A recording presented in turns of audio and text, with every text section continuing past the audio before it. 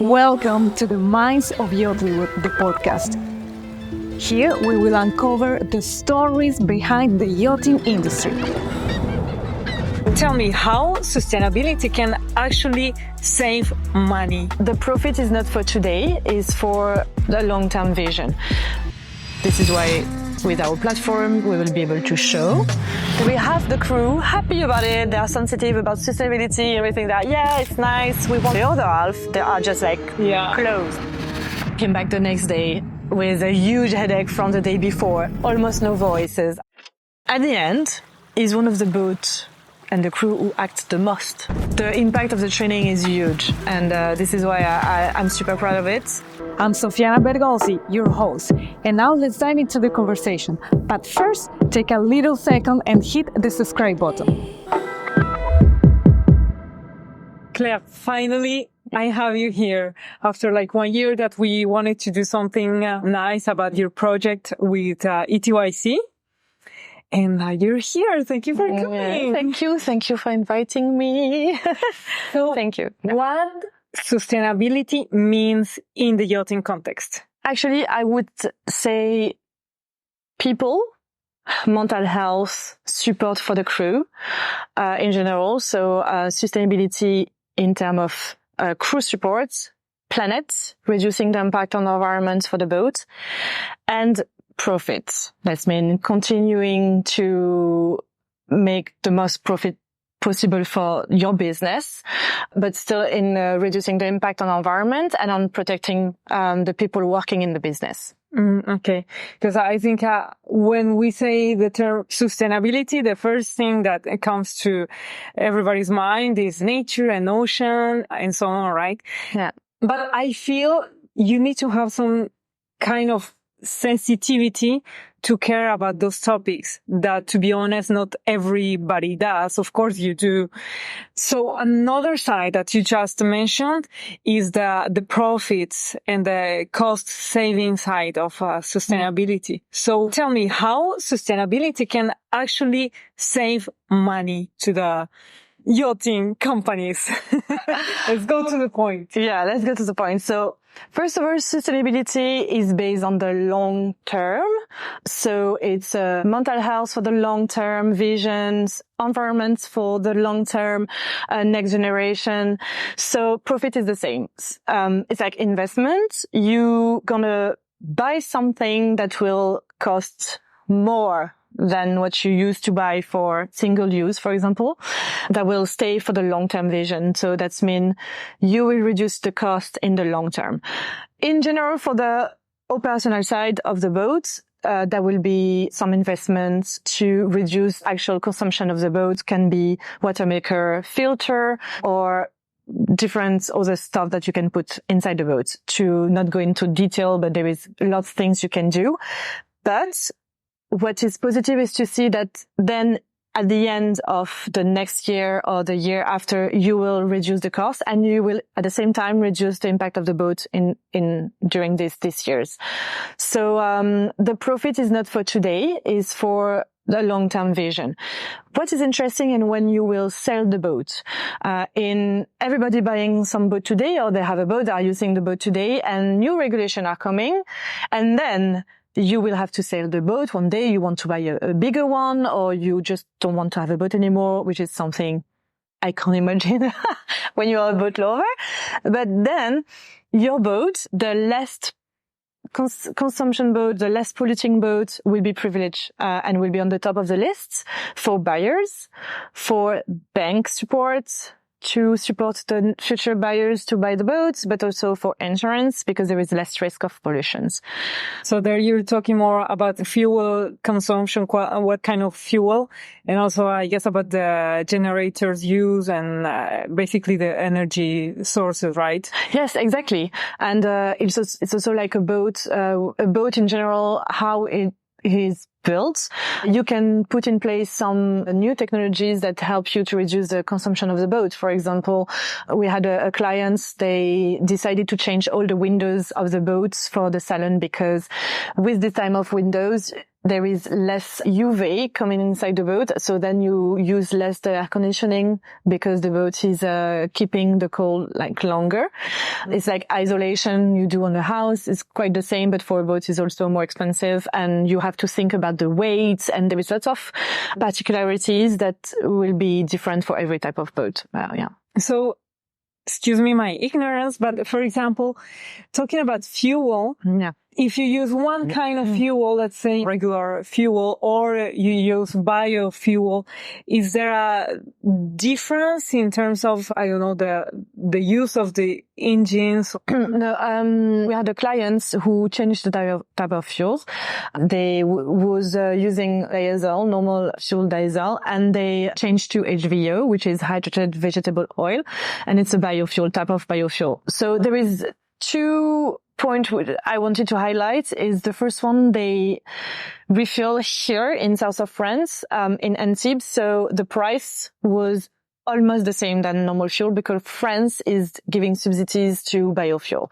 So then you have this kind of support. If you want to refuel to another country, you will not have this kind of support. So the price will be higher for sure and can be impactful. But you are reducing your air pollution by depending the type of HVO, but can be up to 80% of air pollution reduction. Okay. And you have to do some modification with the technical side with the engineer. Every engineer can do it. I mean, with a little bit of work, it's just more computer side because the heaviness of the normal fuel and the HVO is different. So you have to just reset the sensor and some different stuff. But you can mix both together and you can use one and the other one without any big manutention or any big intervention and money as well.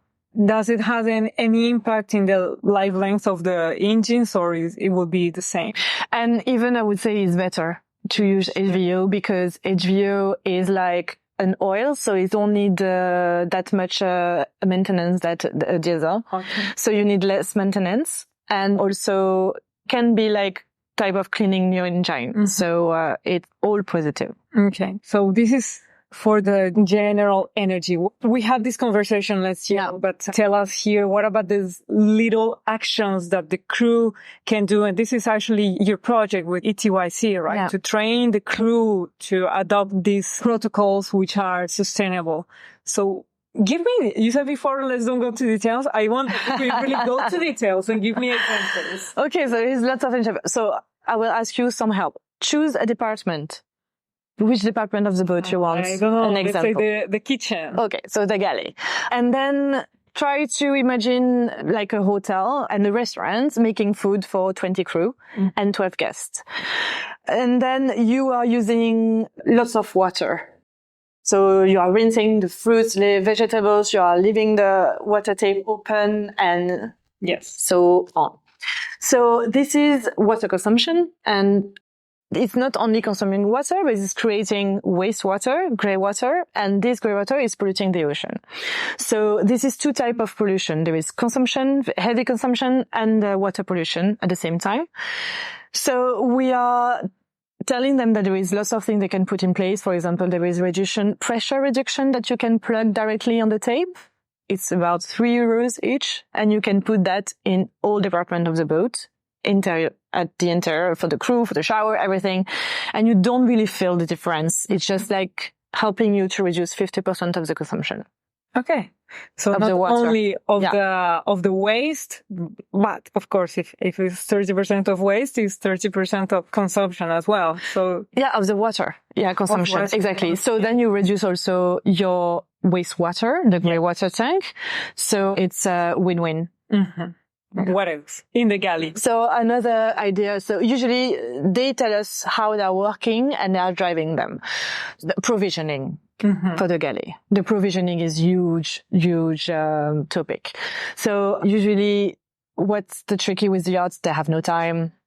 They are going to port. Yeah. They are working with companies based in the port, and then they're just giving them the list of what they want, and the company is doing the provisioning, they deliver them, because no time and no contact as well. So we have to be fast, efficient, and we do what we can for the environment, but come last, of course. So, for example, we teach to the crew during the training to write an environmental policy. So this environmental policy, there is one general for the boat, which is the objective of the boat of reduction. Could be waste reduction, water reduction, anything. And then we drive them also to create one for each department. Okay. And this environmental policy can be communicated to the external parties, so can be communicated to the people doing the provisioning. So then the chef can write on this policy, this is my objective. Okay. Waste reduction. I don't want any, plastic bags, anything. I want you to deliver me anything, and I give you my box, you fill it.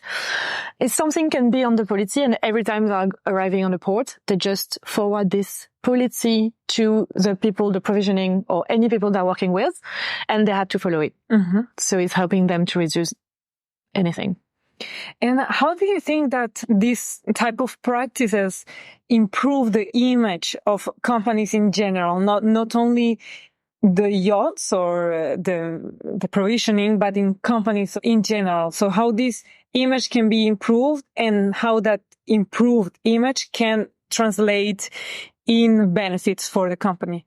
I think now there is more demand for environmental respects in general, and there is companies that will do something, and then you will attract the clients interested about this, and some company will not do anything. But the point is, the government is asking for reduction to land companies, so they will have to do it for sure. The image will come with the demand, because if you don't care about the image of the company, because you just don't care.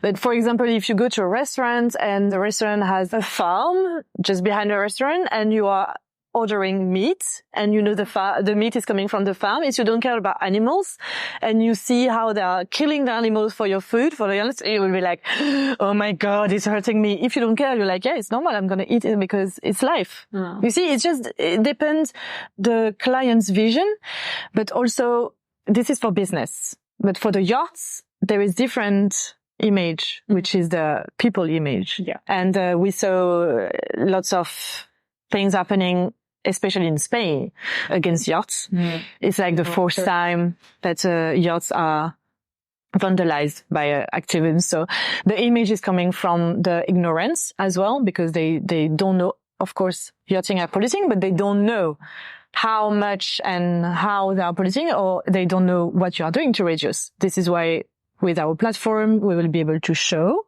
to people what the boat is doing to reduce the impact. Tell me more about that platform. Yeah, the digital platform. So it's going to call ETYC Fleets, and every yacht crew trained will have access to this platform. They will be able to create data with this platform about the operational sides after the training, how they are reducing the impact of the operational sides. And every boat will have a profile, public profile. They will be able to communicate only what they want to communicate. Not everything will be public. Only the captain and the owner will approve. Mm. And they will be able to show what they are doing to reduce the impact for the environment, but not only, also what they are doing to improve support for the crew, mental health, what they are doing in general, the boat is doing, because lots of boats are doing, beach cleaning. They are doing community support when they are traveling to some islands. They are also doing first aids for some island. They are, for example, they had a hurricane and some yachts are around. They are going to support the community there. And this is something we want to highlight from the yachts, and we want to give them voices through this platform as well. Amazing. Yeah. And now that we are speaking about yachts, I guess a lot of yachts for charter, and you work with management companies. Do you see a rise in the demand of yachts with these practices, sustainable practices, or, clients, charters, do they seek for that, or is something that they are not actually? I saw after the COVID, there was a big demand. There was a huge talk about sustainability demand. We had quite couple clients, and since a year is going down. We don't really understand why, and we felt like there is lots of talk and more talk. Every conferences are talking about sustainability, crew mental health, but actually, we launched a survey on LinkedIn to ask management company, owner representative, captains, if they have sustainability budget dedicated to improve sustainability on board. And we receive answered from management companies and captains about more than almost 50 yachts. Only one has a sustainability budget. Okay. So it's not a lot. Yeah. So, this is actually a good reason why we're doing this podcast, right? Because there is an investment, a budget needed, but that it will be translated in profits. And that's where is the lack of information, right? Yes, definitely. I mean, as soon as you reduce the consumption of the boat by reducing the speed, you are reducing the cost of the fuel. As soon as you are reducing the water consumption, you're reducing the water cost when you are plugged in the port, and same for electricity when you are docked. So there is lots of benefits, and I'm not the first one talking about that. Well, I think you could ask all the crew we trained so far, and they are talking better about the benefits than we are, because every time I arrive on board for training, they will have the crew happy about it. They are sensitive about sustainability, everything that, yeah, it's nice. We want to talk about it. And the other half, they are just like closed. They are, I don't feel concerned about this. We switch on the engine, finish, we are polluting. And at the end of the day, 100% of the crew are convinced, and they feel the power they have to improve their own departments and beyond. The impact of the training is huge. And this is why I'm super proud of it. With the team, we are working super hard for that. But yeah, there is a lot to do. There is not only the training that we are doing, there is also, for example, the Sea Index, doing like index for the yachts. And they are giving them the idea where the yacht is now, and is in collaboration with Lodge Register, which is a third part. And then they can say, okay, the boat is there. What we can do to improve? This is the rate of the boat. This is the consumption. We are at this level. What can we do to improve? We can train the crew. We can change the generator. We can do this. And then you have action plan for the future. Okay. Yeah. And what about, this is on the side of the yacht, the saving, right? But are there any incentives from the government? Yeah. Here in Monaco, in France, or in general? Yeah. Yachting? In Monaco, there is subsidies called the Green Fund. So basically, you are a company, a management company or a family office, you're based in Monaco, your office is based in Monaco, and you want to train the crew of the boat with us, ETYC, and soon, same with the index, we think. We are doing the process as well. You do the demand to the government, you have to sign the energetic transition paper, and you can have subsidies between 30% and 50% of the cost of the training. Okay. So it's a lot. And we already did it for 80 meter plus, and the boat paid like less than half for train the 40 crew. And I remember you were mentioning the possibility of get some kind of certification from ETYC. Is this happening now, or is something that you're looking at? The certification with Lodge Register. So we are in discussion with them. We just need to finish some detail, and we will send them all the training. We ask them to certify the training and to certify also the management system that we create, which is our tool of management. So yeah, it's on the way. Mm-hmm. Amazing. Yeah. To see that. Yes. And tell me, what other tools are there that we can use? I mean, illuminate us, right? Because I think for a yacht, it's pretty evident. It's obvious, like, okay, don't use paper cups, use biofuels, etc. But what can other companies in yachting do to get those profits? Like, for example, myself, I work, in media communications. Yeah. Are there any standard things that we can all implement? Yeah, I would say a company needs to do an audit to see how they are working. For example, for you your main impact would be traveling.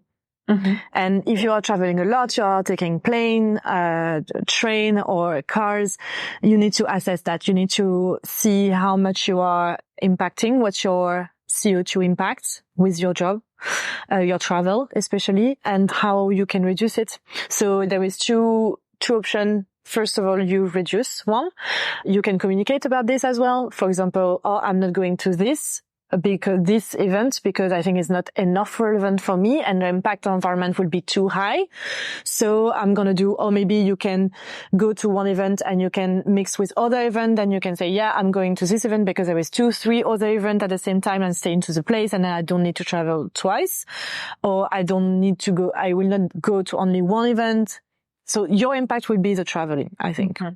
And you can also do carbon offsetting. It is something, it's a bit tricky. Carbon offsetting, there is some people talking about greenwashing, but I think there is a lot to think about carbon offsetting and which type of carbon offsetting you can do to balance your impact. Mm-hmm. Amazing. So do you have one success story that you can tell us, share some numbers, share some more information to make us dream? Oh yeah, I like to talk about this boat because it gave me so many headaches. So I was asked by a captain to train the crew, but that was the owner demand. So basically the crew didn't want to do the training at all.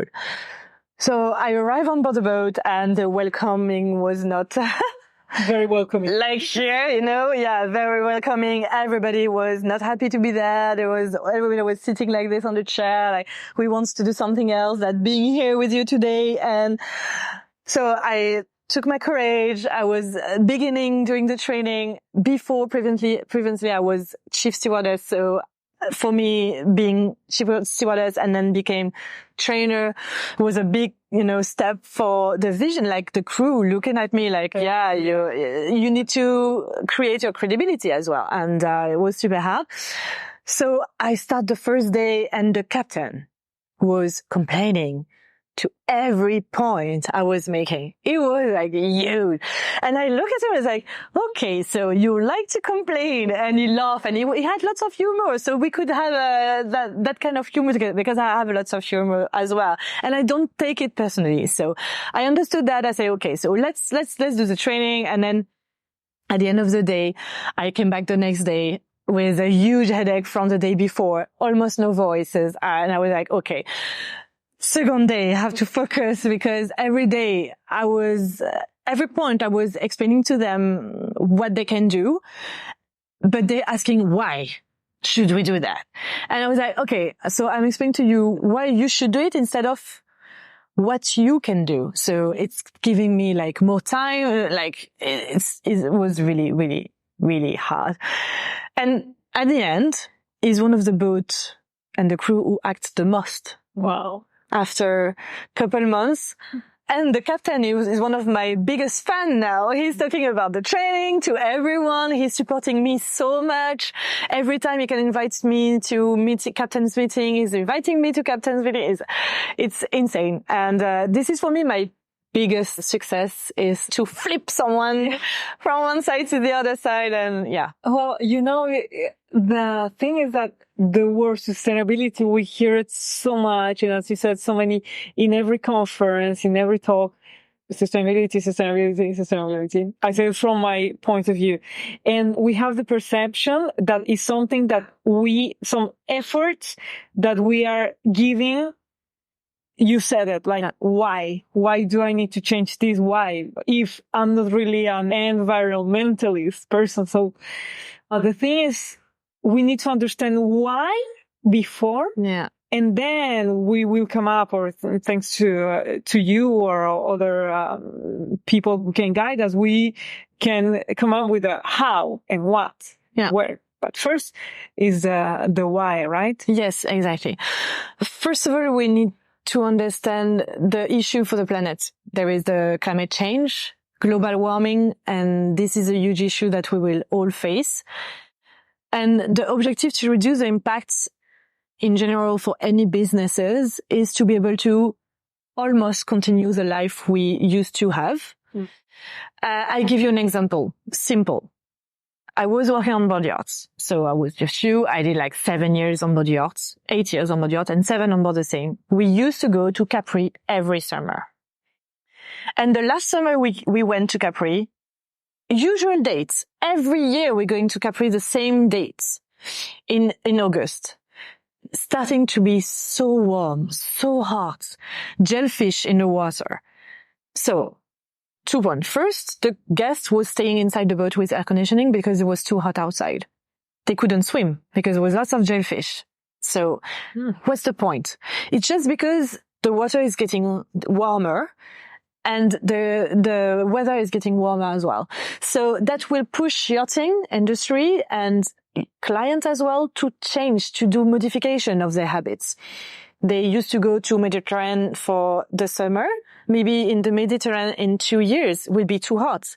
So what's going to happen? We'll have no clients here during the summer because the boats are leaving, because it's too hot. They can't swim. They can't, and this is something that will impact us. The climate change will impact our businesses, our lives, and we have to reduce. There is no other way. Like it's a fact. Yeah.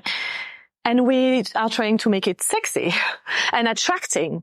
And, but I mean, this is, if you want to keep your job for the next generation, we have to do it. I think honestly, at the end of the day, it's not even an effort. It's just a mindset and a change of habits. Exactly.